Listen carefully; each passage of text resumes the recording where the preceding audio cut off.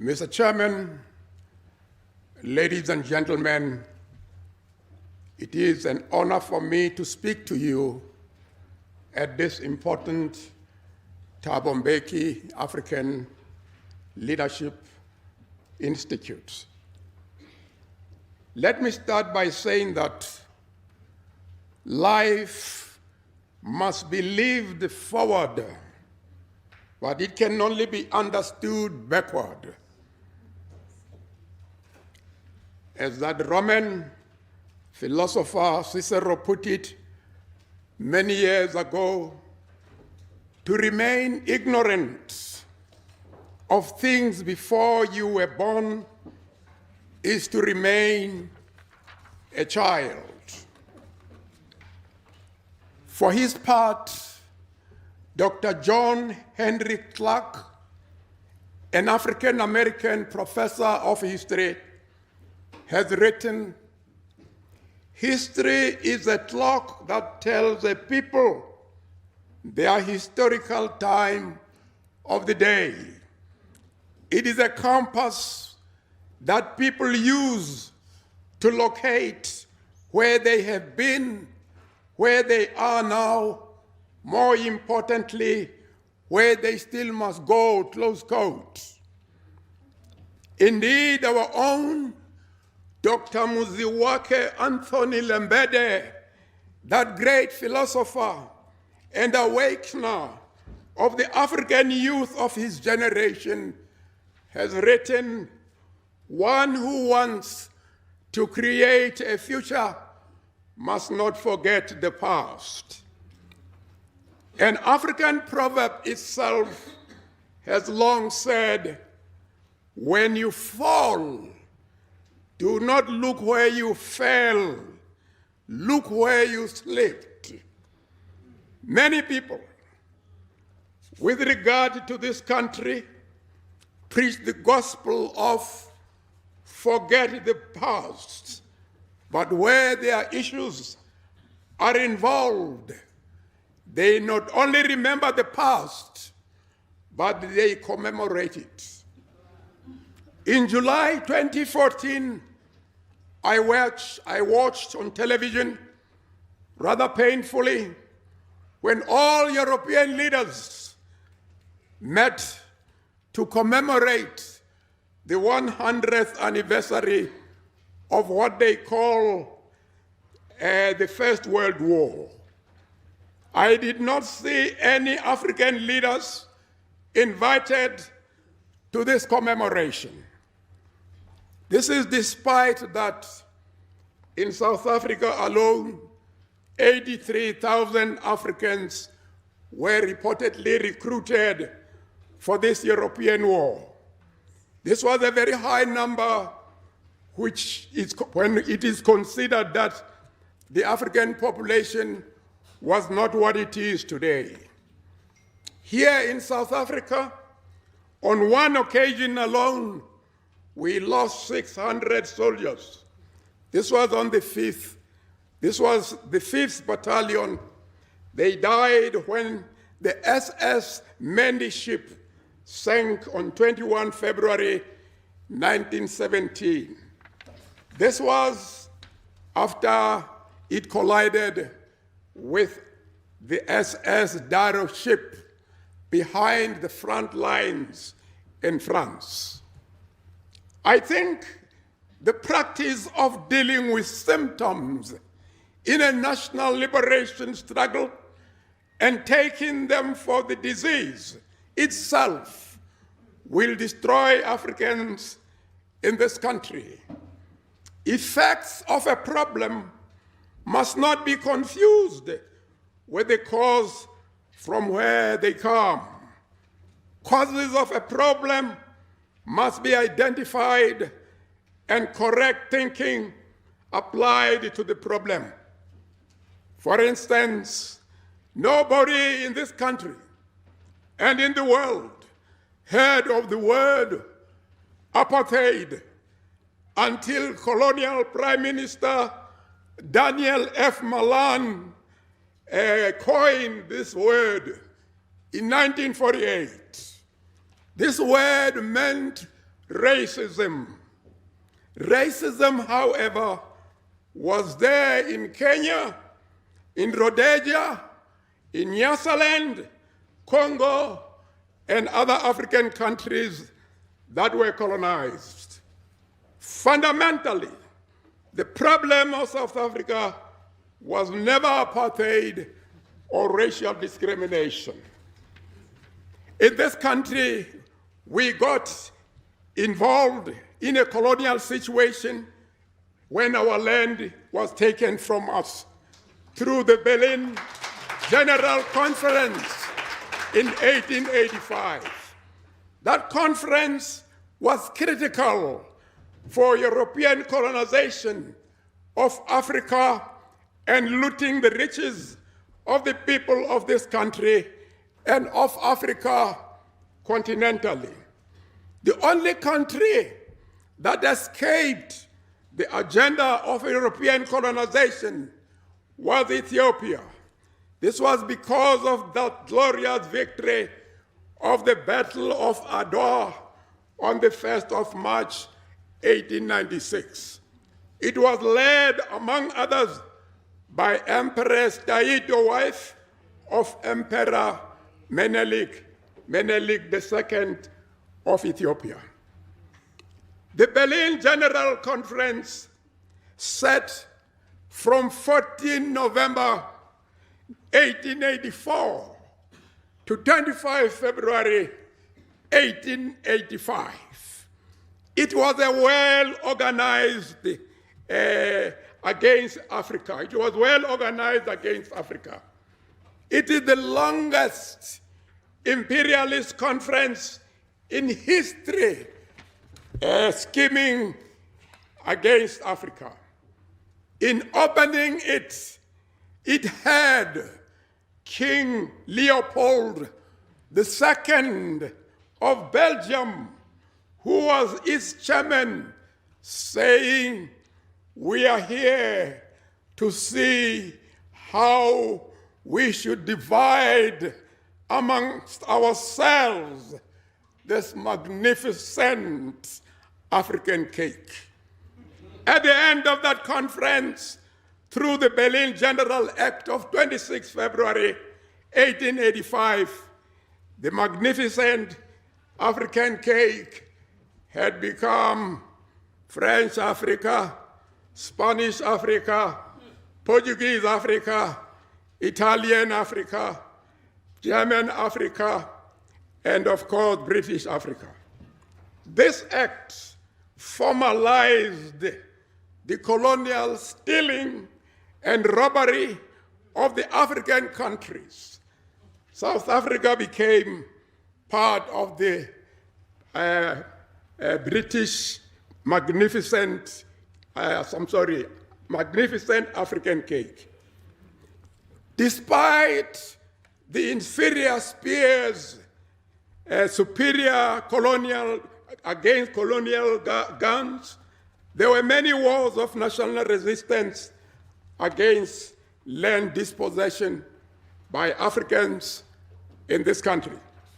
Some of these men who led these wars of national resistance were kings Yinsa, Kechwayo, Mushwashwe, Sikukuni, Makado, and many others.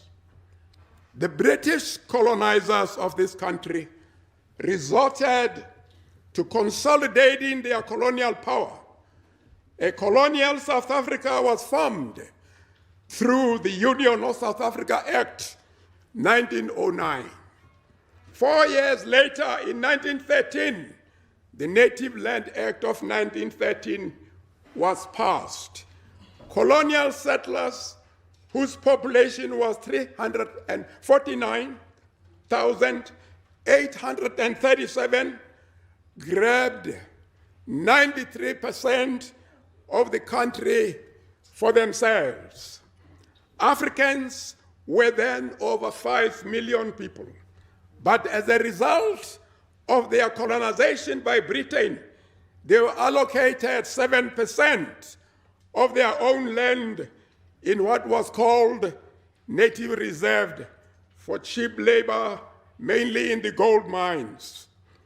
In 1936, percent was added to this, 6% was added to this through the Native Land Act of 1913. It is important to mention that as a result of the Native Land Act of 1913, five men who had been among the founders of the South African Native National Congress went to London. They went to complain about the colonial land dispossession of the African people. These African leaders were Dr. John L. Dube, Sol Plaatje, the Reverend Walter Khubusana, Thomas Mapikela, and Saul Msane. On the 20th of July, 1914, they presented a petition on behalf of their people here.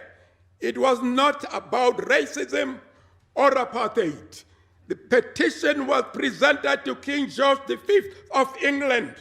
Among other things, it read that the natives, that is the indigenous African people, be put in possession of land in proportion to their numbers and on the same conditions as the white race. This petition achieved nothing except the sympathy of a London daily newspaper which reported, and I quote, "In carving out estates for themselves in Africa, the white races have shown little regard for the claims of the black man. They have expropriated his land and have taken away his economic power and freedom and have left him worse than they found him. The blacks compared with the whites are in proportion of 4 to 1, but are in legal occupation of 1/15 of their land. The delegation of natives now in England has appealed to the imperial government for protection," close quote. There are some people in this country who accused those who raised the land issue strongly, especially from the 6th of April, 1959, of being racists or anti-white. They are wrong. Equitable distribution of land in this country is a matter of justice, truth, morality, and African national survival. Let me illustrate this point by quoting a few British humanitarians. 17 years after the Union of South Africa was formed, Sir Thomas Farewell Buxton of the Anti-Slavery Society said, and I quote, "My attention has been drawn to the wickedness of our proceedings as a nation towards countries of natives we seized by military force. We have usurped their lands and enslaved them. Their greatest crime is the land of their forefathers," close quote. Another British humanitarian, William Ellis, made reference, and I quote, "especially seizing the land of the people whose country we may colonize, and expulsion of or annihilation of its rightful possessors. It has been our custom to go to a country, and because we were stronger militarily, take and retain their possession of the country to which we had no claim. but which they had inalienable right. This is the principle that can never be acted upon without insult and offense to the Almighty, the common parent of the human family. These humanitarians were not imagining things. They had facts at their disposal.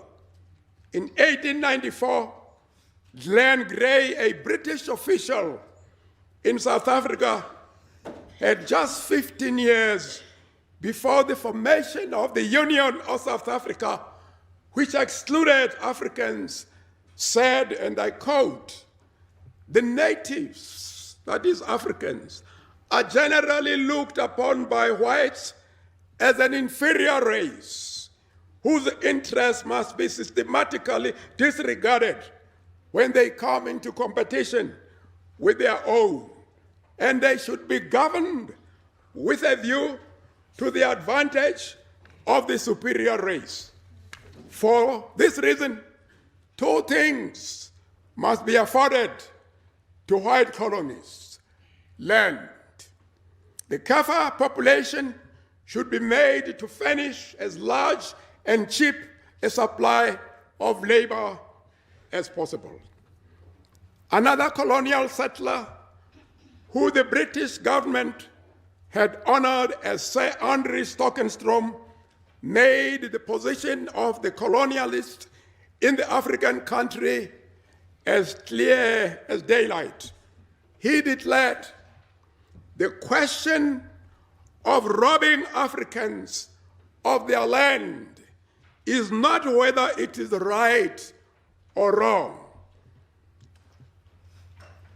or popular. The question of robbing Africans of their land is not whether it is right or wrong to plunder, massacre, and exterminate the Hottentots, the Kaffirs. The simple reason is, will it pay?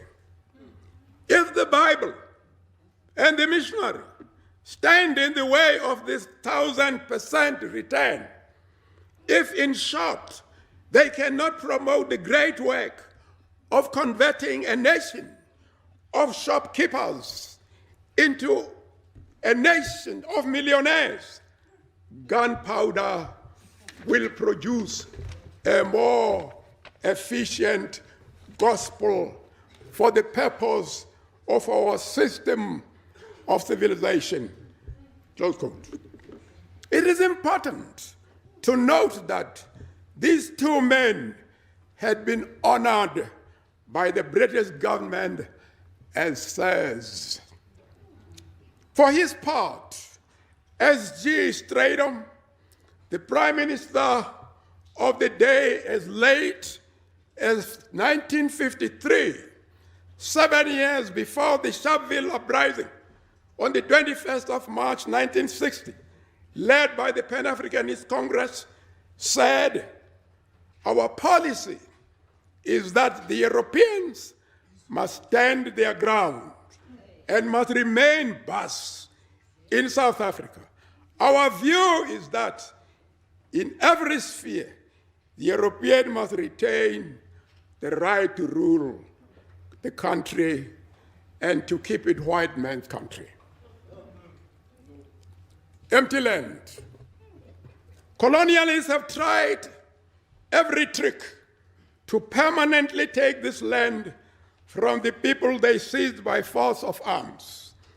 The colonial apartheid Prime Minister Hendrik Verwoerd told an audience in London while visiting there in 1961 that, and I quote, "More than 300 years ago, two population groups equally foreign to South Africa converged in rather small numbers on what was practically empty land.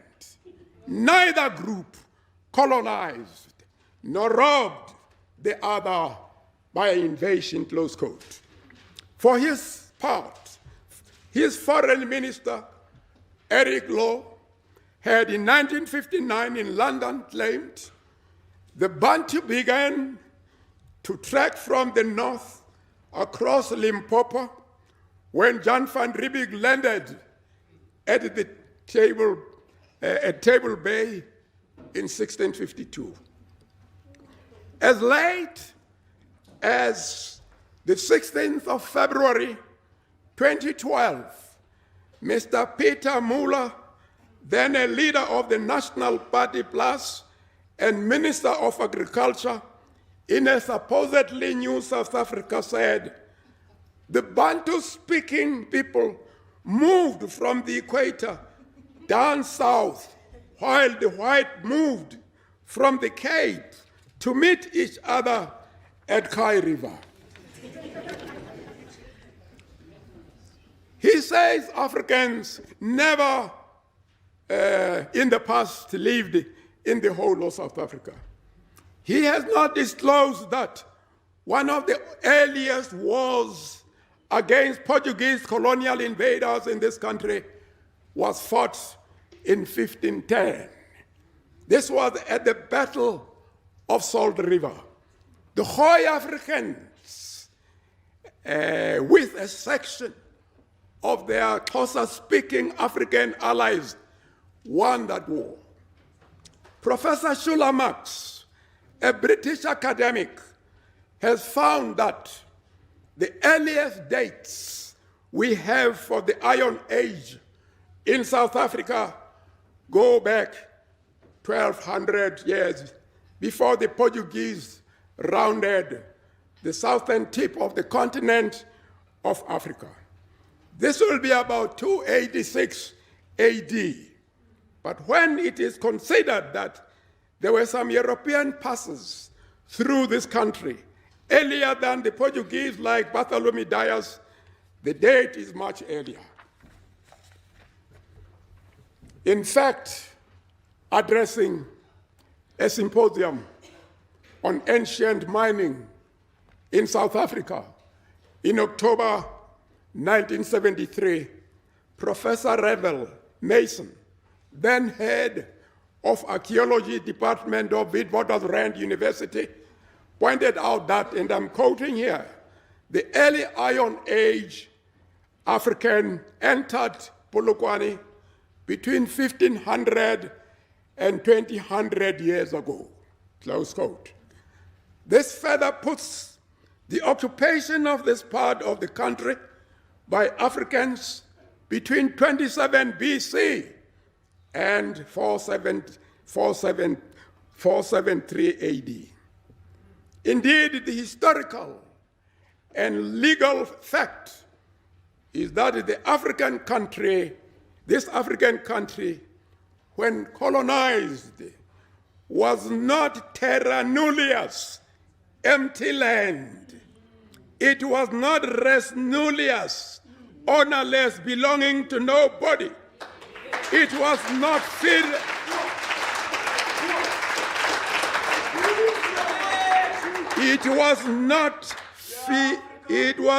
filius nullius, occupied by people who have no rights. Jus cogens, a fundamental and overriding principle of international law involving justice, did not exclude this country merely because colonial barbarism was inflicted upon its people. Indeed, for Africans in this country, colonialism reached a dilapidated level of idolatry. Its practitioners created a false myth of supremacy through which they turned themselves into demigods to be worshipped. South Africa is the only country that Britain colonized but never returned to its colonized owners. The other 15 countries which Britain colonized achieved independence dating from Ghana on 6 March 1957 to Zimbabwe, Southern Rhodesia then on the 18th of April 1980. In South Africa, Britain seized this country by force of arms. It later handed it to its colonial settlers on the 20th of September 1909. They are the people that now became negotiators with the Africans in Codesa in 1993. That is why on the land question in South Africa, the issue of African land dispossession was wrongly handled in the present constitution. South Africa was never a state in international law. Article 4 of the Union of South Africa Act 1909 clearly states, and I quote, "The Union shall have full power and authority within the limits of the colonies." Article 6 provides that, and I quote, "The colonies mentioned in Section 4 shall become original provinces of the Cape of Good Hope, Natal, Transvaal, and Orange Free State, as the case may be. The original provinces shall have the same limits as the respective colonies at the establishment of the Union." The legal language is very clear. There is no national sovereignty created here or decolonization of the colonized Africans. It must not be forgotten also that South Africa illegally declared itself a republic. It must not be forgotten that also that South Africa illegally declared itself a republic after it was heavily criticized and boycotted by the whole world for the Sharpeville massacre. This had resulted from the uprising led by the Pan-Africanist Congress on the 21st of March 1960. This republic was illegally declared on the 31st of May 1961 by rebels such as Hendrik Verwoerd.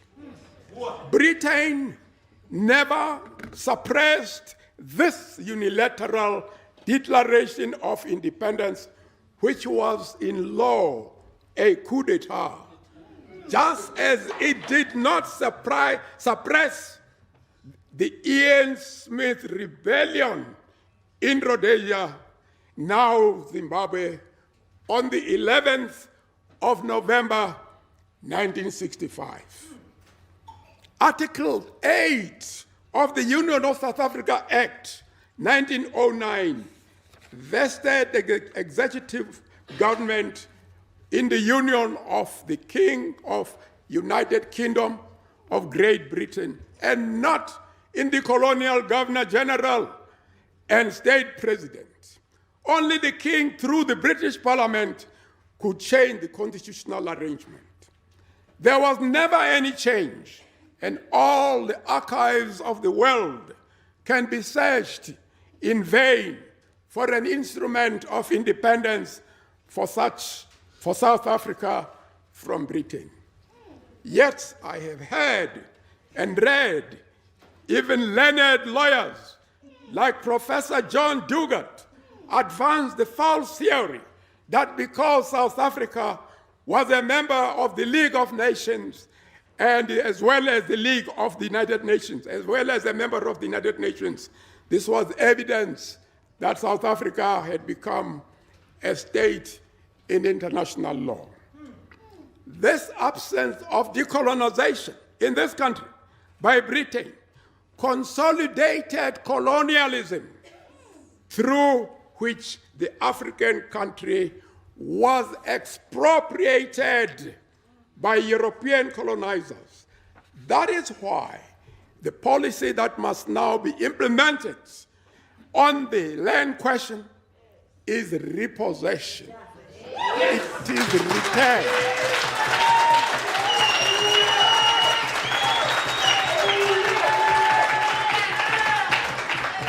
It is repossession, return, or restoration of land to its rightful owners according to population numbers, which include the Europeans who consider themselves Africans.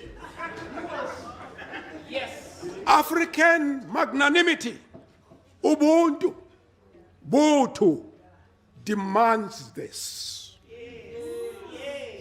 Africans have never driven any human beings to the sea until they drove themselves there. It is European colonial settlers who expropriated African land from Africans. All that must be done now is justice. It is not surprising that G.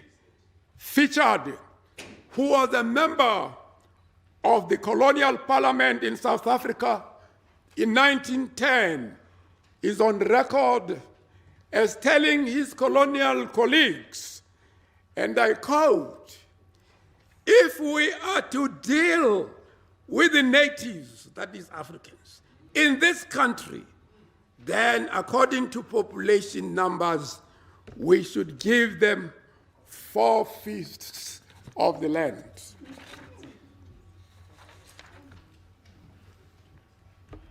Colonialists have desperately tried every trick to permanently dispossess Africans of their country. One of these tricks was to deny them proper education. They called it Bantu education. It has not been assessed how much damage Bantu education did on the minds of the colonized people of this country. But let me say a bit about it, because Africans need more knowledge and self-reliance than all the foreign aid in this world. When speaking about education for Africans, Verwoerd, then colonial minister of Native Affairs, said, "There is no place for him in the European community above the level of certain forms of labor. What is the use of teaching a Bantu child mathematics when he cannot use it in practice?" Close quote. For his part, the South African colonial minister of Native Education, speaking in the Senate on 7 June 1954, said, "Education has served to create a class of educated and semi-educated natives which learn to believe that it is above its own people and feels that its spiritual, economic, and political home is among the civilized community in South Africa," close quote. To what extent did this kind of thinking influence some negotiators who dealt with Section 25 of the South African Constitution? Did they regard themselves as superiors talking to inferiors? Was this like a treaty between unequal partners? If so, this would be a violation of jus cogens, a fundamental and overriding principle of international law, which upholds norms such as justice as unchangeable and cannot be violated. For those who contest the African sovereign possession or legal ownership of this country after it was colonized. Here is a principle of international law. It is called nemo dat quod non habet. It means that no one but the property owner can give title. A valid legal title, according to this principle of the law of nations, can be held only by its owner. Property seized by force or stolen from its legal owner has no valid title. This includes stolen land or colonialist grabbed land, country. The principle of nemo dat quod non habet was made clear in the island of Palma's case. The title was about territory. This was heard before the Permanent Court of Arbitration in 1928. In that case, Judge Max Hubert said, "It is an established fact of international law that if a state transferred a territory, the legality of international law of transfer depends on the title it holds. If it is defective, the title of the state to which the territory is transferred or ceded will be vitiated by the same defect." Again, the Latin maxim is nemo dat quod non habet. In this country, governments of African kings and queens were overthrown by colonialists. These African rulers were the governing authority.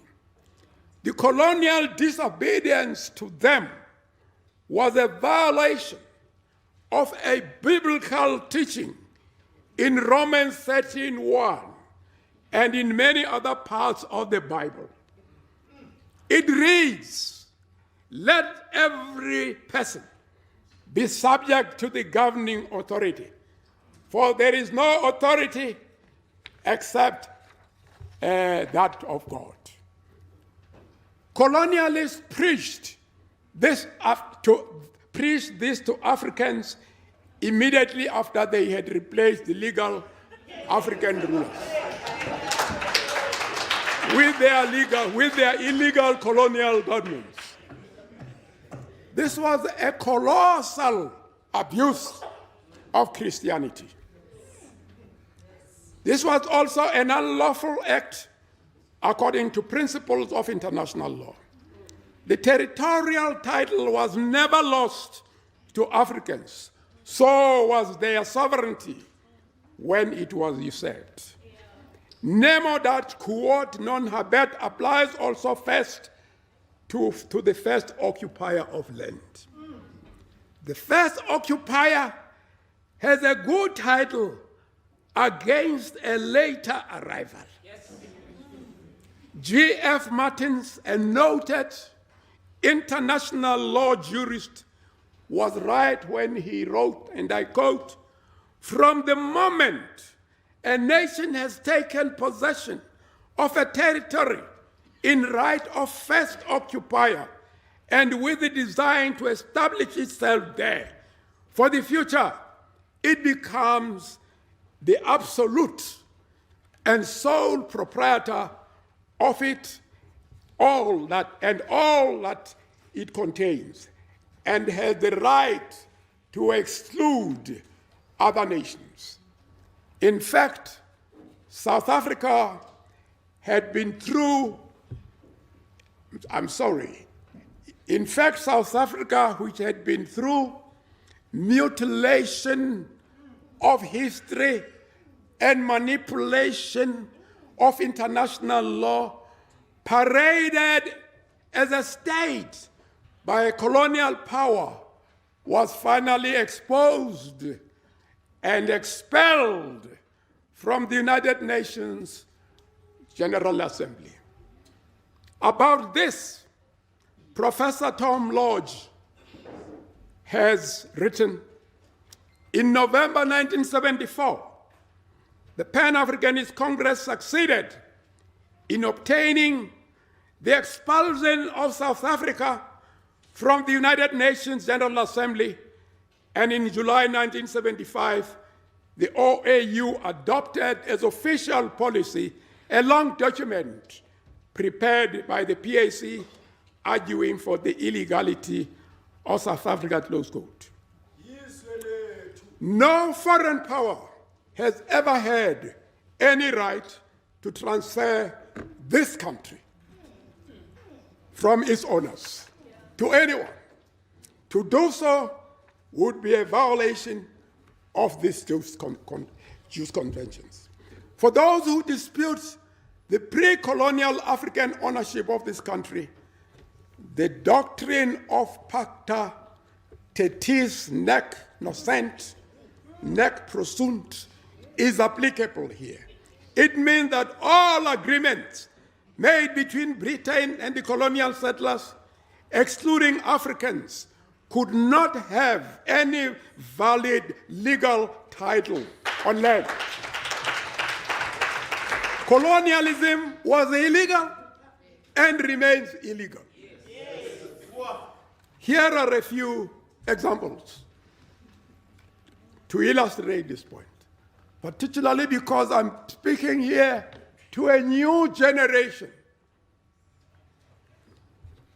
The Chinese territory of Macau was seized and occupied by the Portuguese in 1549. The colonial power settled its own inhabitants and claimed this territory as its own.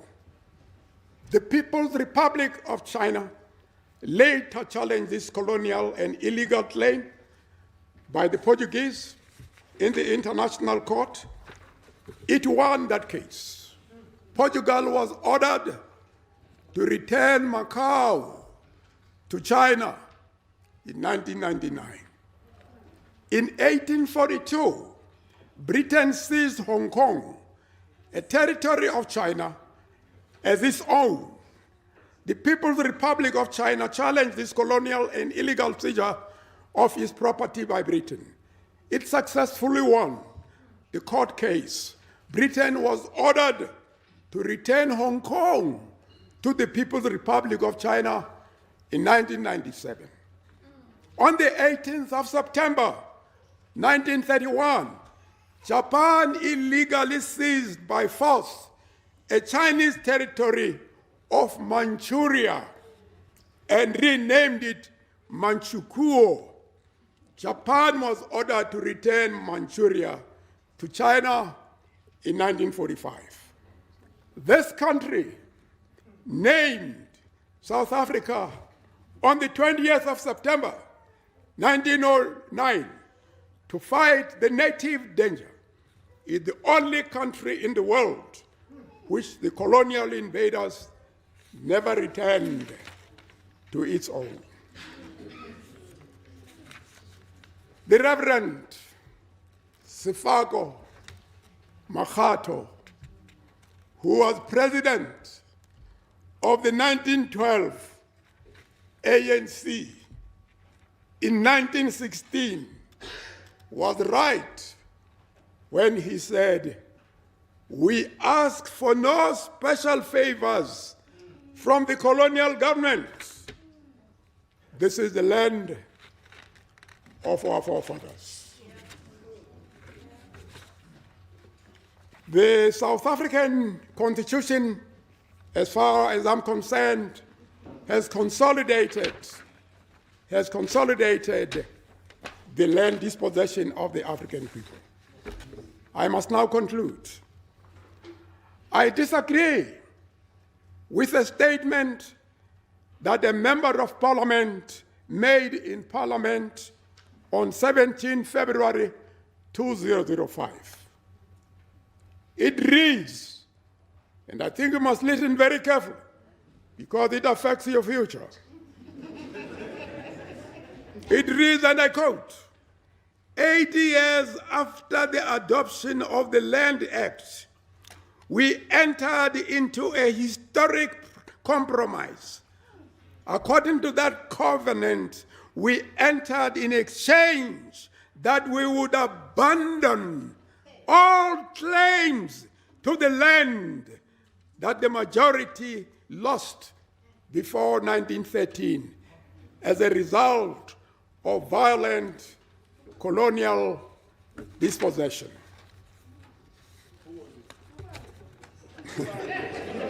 This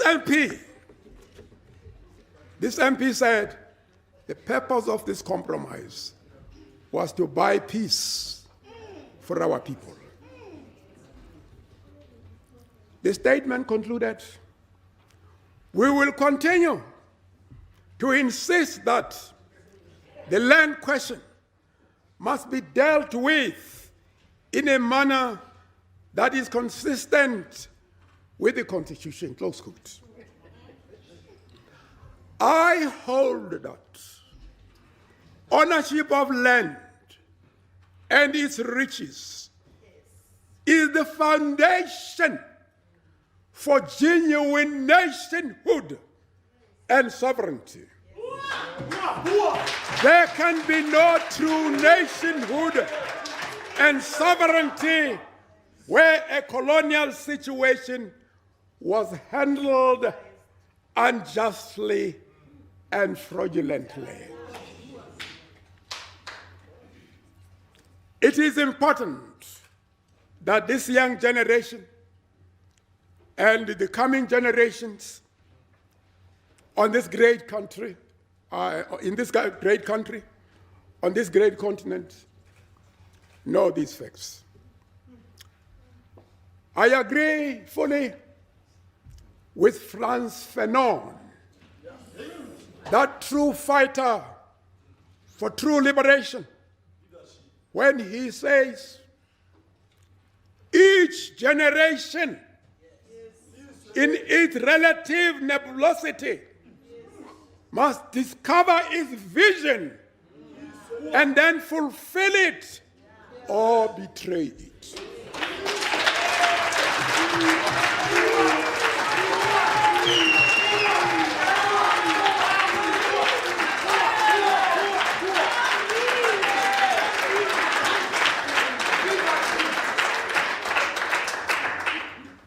I'm closing. Let us walk the justice path, not the path of greed, selfishness, and inhumanity. Let us secure true peace and stability for our country and prosperous future for our children through equitable distribution of this land and its resources. Let us not forget the African petition on the land to King George V of Britain on the 20th of July, 1914, that the natives be put in possession of land in proportion to their numbers and on the same conditions as the whites.